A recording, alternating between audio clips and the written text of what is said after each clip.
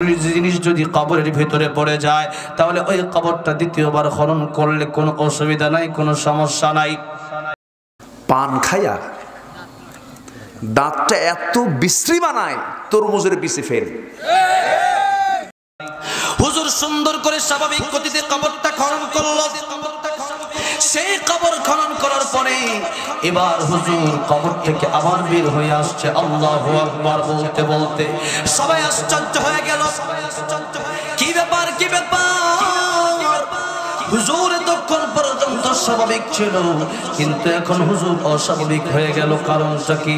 হুজুর কোনো কিছু হয়েছে কি?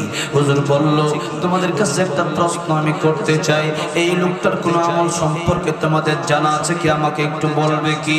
সবাই বলল, হুজুর তার কি আমল আছে আমরা তো জানি না। এই লোকটা তো একেবারে সরল সহজ একজন মানুষ, একজন খেটে খাওয়া মানুষ, একজন গরিব মানুষ, সে গামছা বিক্রি করে, সে আর কি আমল করবে? হুজুর বলল, বলো তো, বলো কি আমল আছে তোমরা জানো কিনা একটু ভেবে দেখো। লোকগুলো টান দিয়ে বলল, হুজুর তার ঘরে একজন মেয়ে আছে, বাপও নাই মাও নাই ভাইও নাই বোনও নাই, তার একটা কেবলমাত্র মেয়ে আছে। তার কাছে গিয়ে আপনি জিজ্ঞাসা করেন কি আছে না আছে, সে হয়তো বলতে পারবে। হুজুর ঘরের ভিতরে গিয়ে প্রবেশ করে বলল, মেয়েরে, ও মা, তোমার কাছে একটা কথা আমি জিজ্ঞাসা করতে চাই। কি কথা? আপনি কি, আপনার পরিচয় কি? হুজুর ডেকে বলল, মা, আমি তো তোমার বাবার জানাজার ইমাম, তোমার বাবার লাশ দাফনকারী। মা গো, তোমার কাছ থেকে একটা প্রশ্ন করার জন্য তোমার কাছে আমি এসেছি। ও মা, তুমি আমার বলো, বলো তোমার বাবা কোন ইবাদত করার কারণে তোমার বাবার এত সম্মান? মেয়ে ডাক দেয়া বলল, হুজুর আমার বাবার ভালো আমল বলতে আমি কি বলবো আর, আমার বাবার একটা আমলই আমি দেখেছি।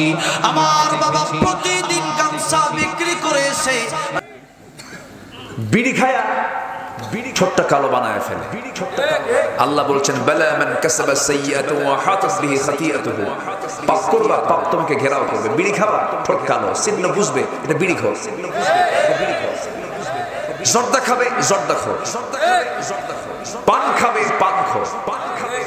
মদ খাবে, ওর চোখ ফুটে উঠবে, এটা মদ খায়। পাপের চিহ্ন চেহারায় কে দেন? আসতে বলবেন না, কে দেন? আল্লাহ দিয়ে দেন। দয়া করে রাগ করবেন না। নামাজি কখনো নেশার কাজে পা দেবেন না। আমরা নেশার দিকে যাব না। জোরে বলি ইনশাআল্লাহ। আজকে যুব সমাজের বিশাল অংশ এই নেশায় শেষ হয়ে গেছে। যুব সমাজ তোমার জন্য জান্নাত ডাকতেছে। যুব সমাজকে ইসলাম সবচেয়ে বেশি দাম দিয়েছে। জোরে বলে সুবহানাল্লাহ। আমার নবীজির শেষ সুন্নাত কি? শেষ আমল করা কি? শেষ সালাত। ঘটনাটা একটু মনে পড়লো, বলে ফেলি। আমার ভাইয়েরা, নবীজি আমার দুনিয়া থেকে বিদায় নেবেন। সমাজে আজকে মানুষের চাইতে চোর বেশি। কেন এই জন্য চোর বেশি? কারণ মানুষ তো নামাজই পড়ে না। মাত্র 5% লোক আমার দেশে মুসলমান নামাজ পড়ে। আবার নামাজ না পড়ে বুক উঁচু করে টান করে বলে, হুজুর নামাজ না পড়তে পারি, ইমান আমার দারুণ শক্ত। হিম্মত দিয়ে বলে ফেলে, না না, নামাজ না পড়লে ইমান কখনো মজবুত হতে পারে না। আমার নবীজি যখন দুনিয়া থেকে বিদায় নেবেন, বিদায়ের শেষ সময় তিনি বুঝে দিয়ে গেছেন, ও দুনিয়ার মানুষ, নেতৃত্ব তৈরি করতে হবে নামাজ থেকে। নামাজ থেকে নেতৃত্ব চলে আসবে। নবীজি দুনিয়া থেকে বিদায় নেবেন। বিদায় লগন যখন চলে এসেছে, একবার হুঁশ একবারে বেহুশ। আমার নবীজি আম্মা জান আয়েশার ঘরের মধ্যে ঢুকে পড়লেন। অসুস্থ শরীর, আজান হয়ে গেছে। আমার নবীজি বলছেন, আমার আয়েশা, বেলাল তো আজান দিল, মসজিদে যাওয়া দরকার।